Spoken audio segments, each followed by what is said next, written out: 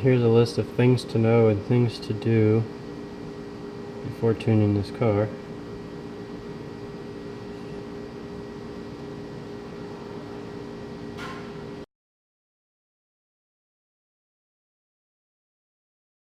Somewhere between 700 and 800% humidity today. It's supposed to rain really bad this afternoon, so I'm trying to debate if I want to move the dyno up here so I can fit the car all the way inside. Given the nature of this budget build, I think I'm going to go ahead and move it.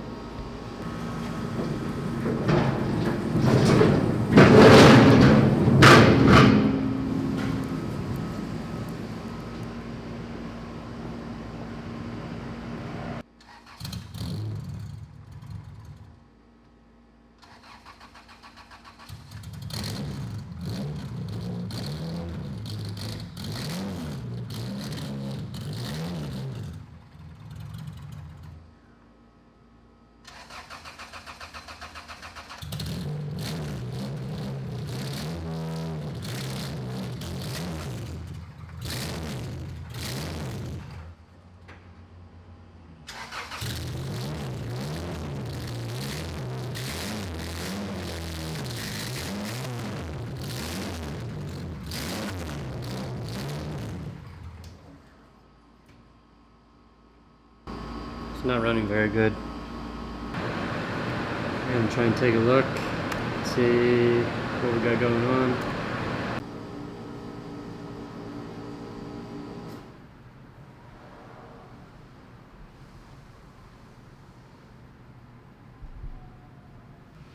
So it looks like we're dealing with a corrupt file of some sort.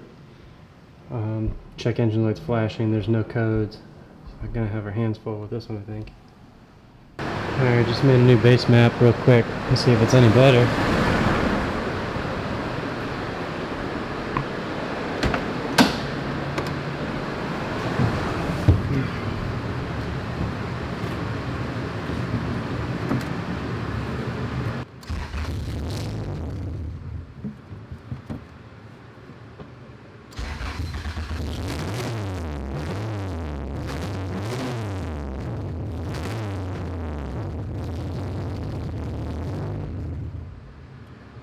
Still idles awful. Runs a little cleaner though. After letting it run a little longer, I ended up getting a code for idle control valve, which makes sense with it not wanting to idle.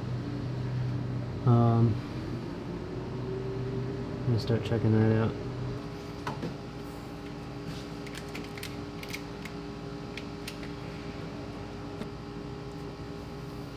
There's a handful of different plugs down there that are all the same, that are not factory connectors or factory wiring colors. And, a few of them have 12 volts, so I gotta double check and make sure he's got the right one.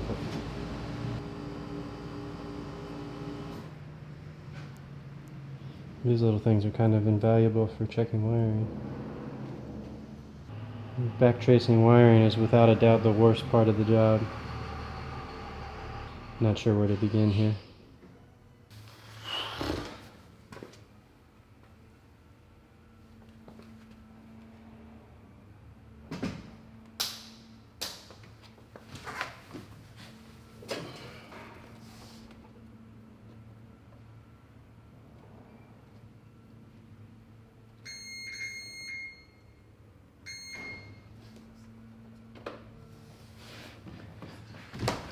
Might have gotten lucky on this one.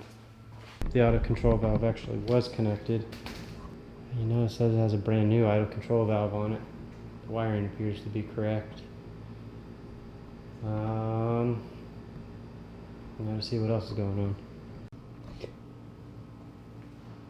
Throttle body looked a little questionable, so I got the pedal pushed all the way down and still have 30% or so opening, so I guess you're gonna have to adjust the throttle cable bracket now too.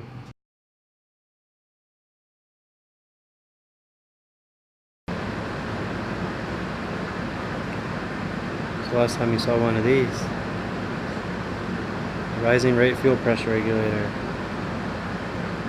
This is the AM/FM radio of tuning.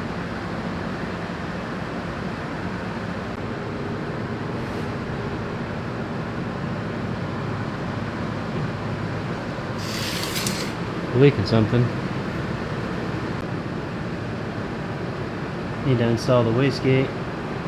Doesn't look like it's gonna fit with the core support, but I'm not sure how well the camera picks it up. But untrained eye, this looks like a tile wastegate, made in the USA. The logo, serial number. But you can tell the fittings aren't correct. The casting is very poor quality compared to what tile actually uses, and then just the overall finish of everything. The hardware is way different.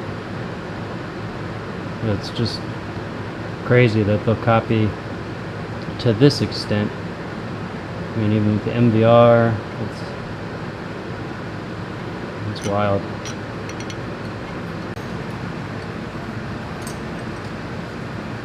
So the dump tube for the car doesn't fit, and customer's on a budget, so he just wants to kind of shoot it forward to get through the dyno session, and then take care of it or do whatever it is he's going to do with it later. So I guess that's what we're going to do. I'm going to reposition the vacuum fittings as well. So now we're going to shoot fire straight out of the front of the car. With it being so close to the turbo, it can't shoot down, or it's just going to go inside the turbo and cause all sorts of issues. And I guess it goes without saying that a lot of times when we get put in this situation of having to make a car work before it goes on the dyno or while it's on the dyno, you're kind of doing things differently than you would if it was a true install. Somebody brought you some parts and said, hey, install these. Yeah, that would be totally different. In these situations, it's kind of like you ask the customers how they want to do things or what they want to do when you run into a scenario, and it's kind of always the same thing of like, just do what you have to do to make it work as quick as you can. And it's not ideal, but it's something that I'm forced to deal with pretty much every single day. So the wastegate's on, the throttle cable's been readjusted. Everything checks out for the idle control valve, so either the valve itself is bad or the hardware in the ECU is no good. So for right now, it's just bypassed. So I've manipulated the throttle body a little bit, going to recalibrate the throttle position sensor, and theoretically it should run now. And all of the stuff under the car was fuel fitting was loose. So I'm going to clean that all up and then try and start it and see where we're at that point. Let's see where we're at now.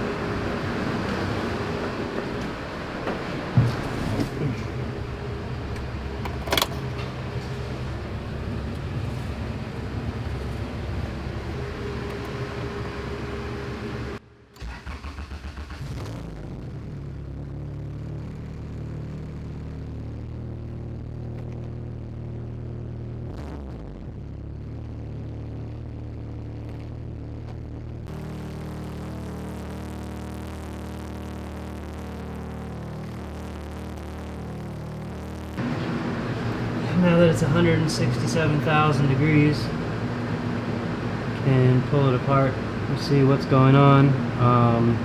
This little adapter flange thing's got going on actually appears to have the firing for the wastegate built into it, but it's not working obviously. So with that flange, the standard firing won't work. So I'm gonna have to figure out a solution here. When I saw this, I didn't think it was going to work. You can see the male thing on there that is essentially kind of replicating this, which the fitment of this compared to a real tile valve is probably the biggest difference I've seen so far on these.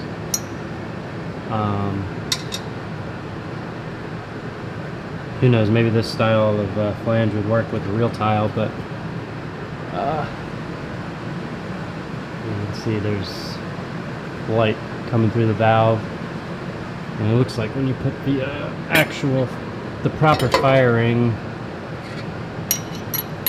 in and you know, push down on it, it appears to be sealing. So I'm either going to need to machine this flange or weld another flange on altogether. So I guess I'm going to try and figure that out now. So here's what the flange looks like. Here's what the flange should look like. Dyno tuning, some welding required.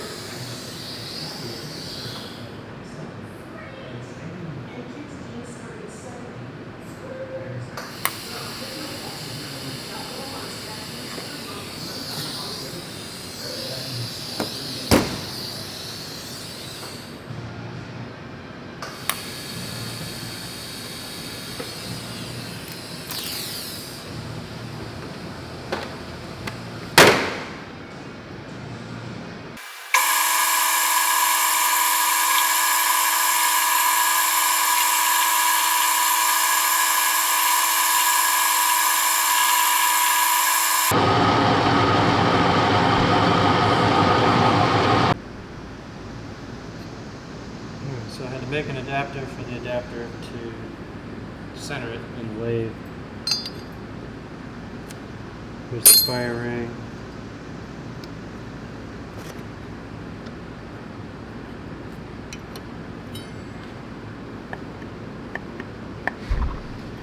Now, in theory, that should work, so that's going to work.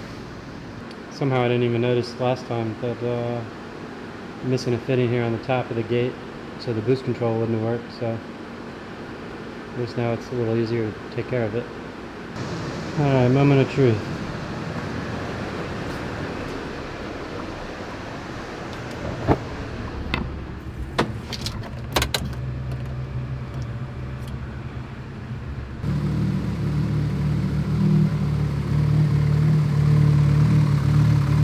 Hopefully we're about out of things to take care of and we can actually get started on the dyno now.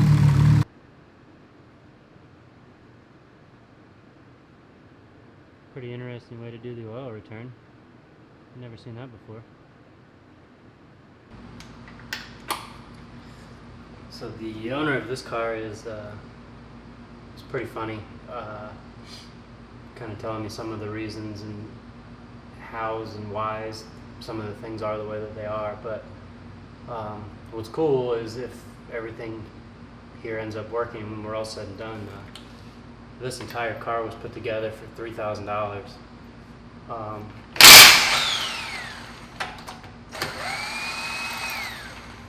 And I think with the parts and stuff that it has on it, there's no reason it shouldn't make 400 or so horsepower. In this light car, it's an easy 10-second car. So to go 10s for $3,000 is worth a couple bumps in the road, I guess. So I'm just keeping my fingers crossed that we've kind of taken care of all of the issues. There's a wideband in the car currently, and what it's reading versus what I think it actually is are two significantly different things. So once I get these wheels off, get it on the dyno, then I'll throw my wideband in it, and we'll see how they compare.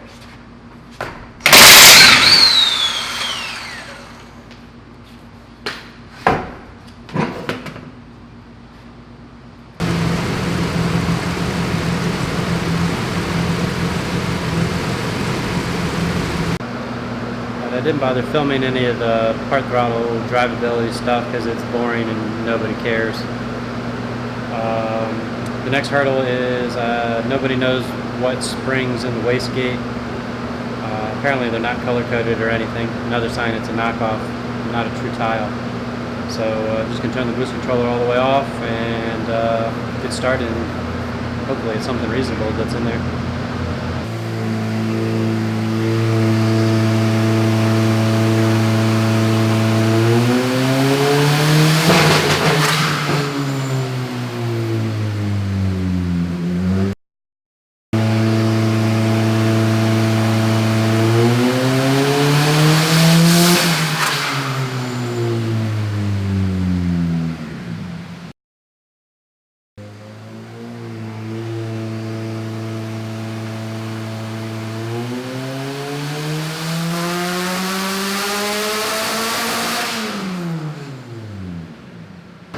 So usually on these things I can make one or two pulls and get it really close.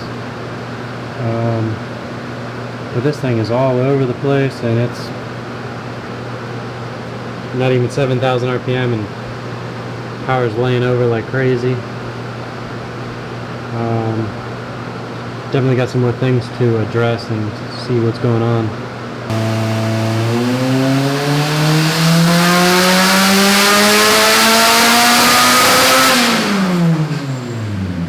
So it's getting better. It's still got a pretty bad misfire to it. I'm going to pull the plugs, probably gap those down a little bit. But what's kind of interesting about this one is with minimal or no change, the power is like drastically different just from one run to the next. So got to look into that a little bit as well. But as of right now, at 10 pounds, it's flirting with like 300 horsepower. So definitely not happy with the way the spark plugs look. From an ignition standpoint, they're fine, but 2 of the 4 cylinders from a fueling standpoint are significantly different than the other ones. And the intake manifold and intercooler piping and everything is on fire. So this little tiny intercooler is definitely going to be a restriction. So I gapped the plugs down pretty aggressively, try and get rid of the misfire. So I'm going to give that a shot, see where we're at, and make a couple decisions after that. It ran way cleaner, but without making any fuel adjustments. It went from 1180 to 13.0. So I don't know what's going on, but I don't like it.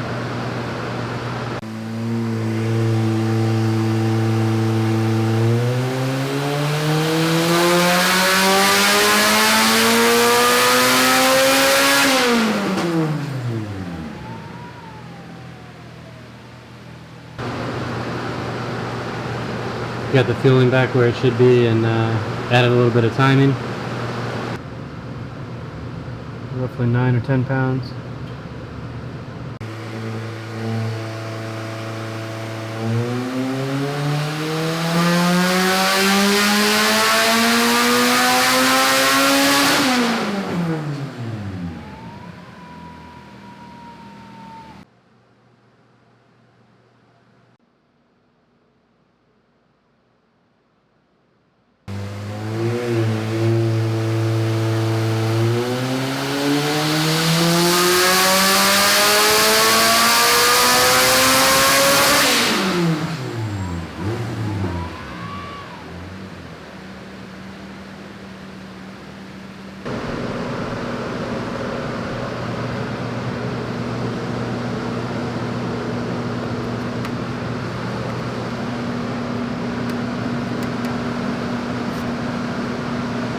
Everything is really hot. I think I'm going to call it a day here. Let it cool off overnight, probably making a couple more runs in the morning.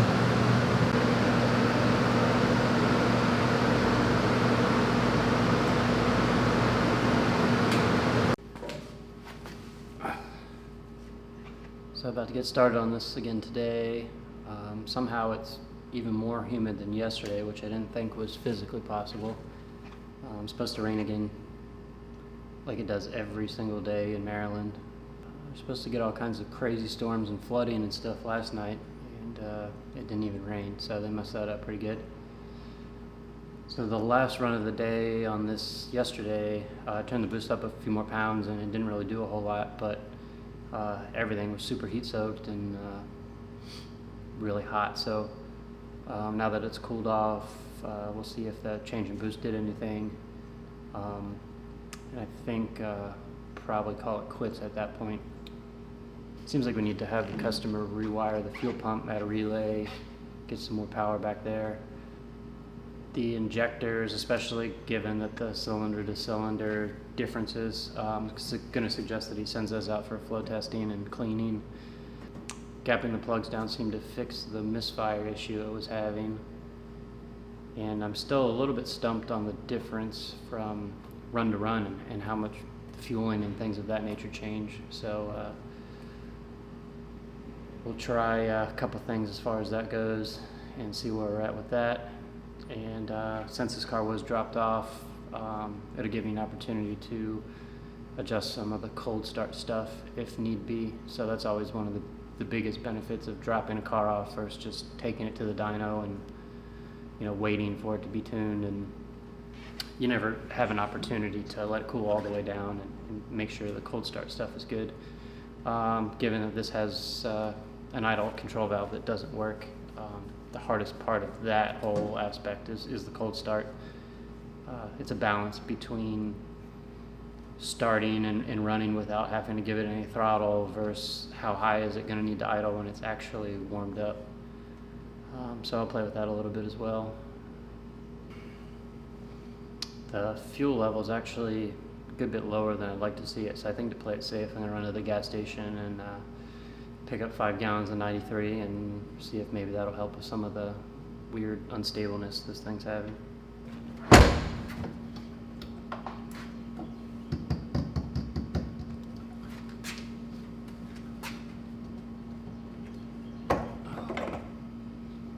Tightest fitting gas cap I've ever seen.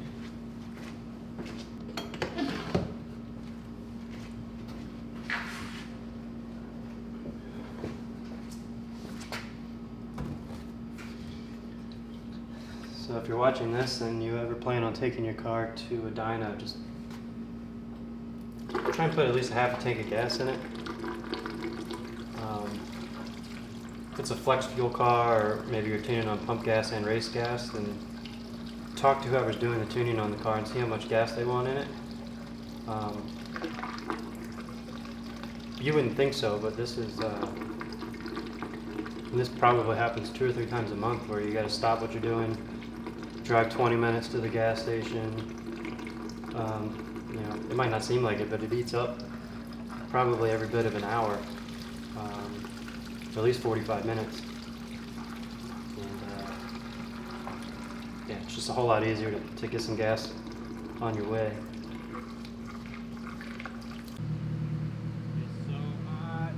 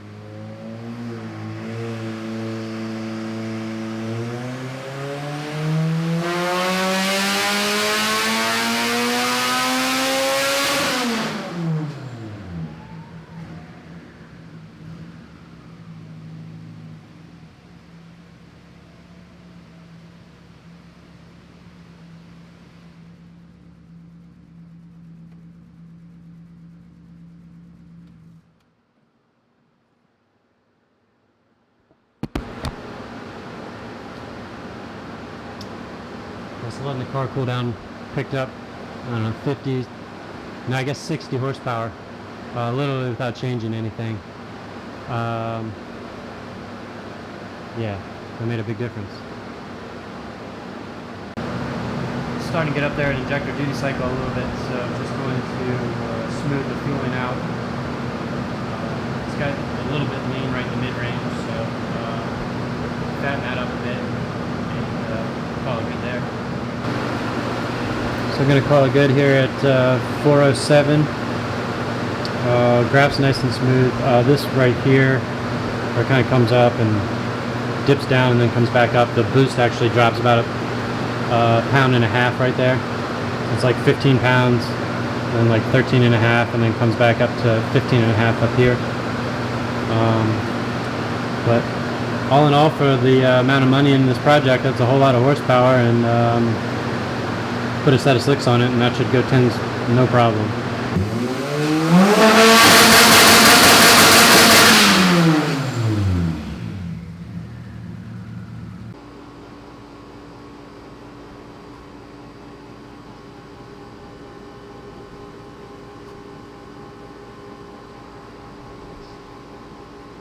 First car I've ever seen with one hood pin.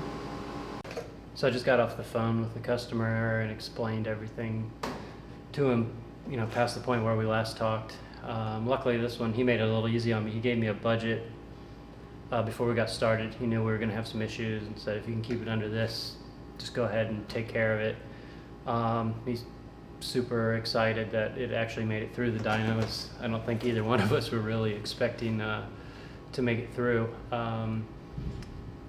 But all in all, I explained to him some of the situations and the scenarios, and there's still some quirks.